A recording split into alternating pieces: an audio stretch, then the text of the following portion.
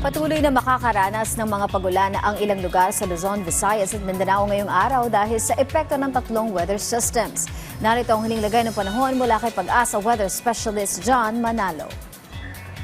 Good morning, Ms. Leslie, at ganoon din sa ating mga taga-subaybay.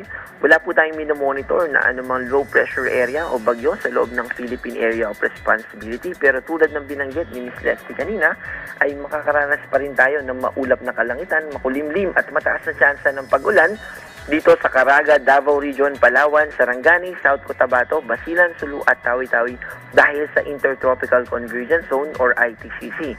Ganon din naman dito sa Bicol Region, Northern Samar at Eastern Samar dahil naman sa easterlies. Yung hanging amihan ay patuloy din na makakaapekto sa malaking bahagi ng Luzon at ito ay magdadala rin ng mga kaulapan, pero yung mga pag-ulan na dadali ng amihan ay relatively mas mahina. Ito ay mga usually mga pag-ambon dito sa Cagayan Valley region, Apayao, Kalinga, Mountain Province, Ifugao, Aurora at Quezon.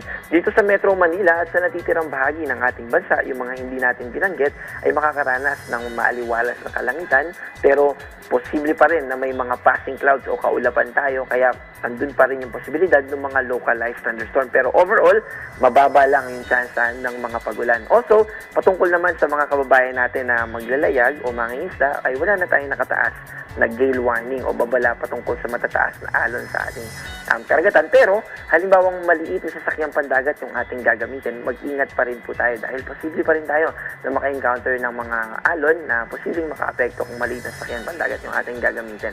Lalo na sa seaboards ng Luzon at ganoon din naman sa eastern seaboards ng Visayas. At yan po yung ating update mula sa DOST Pag-asa.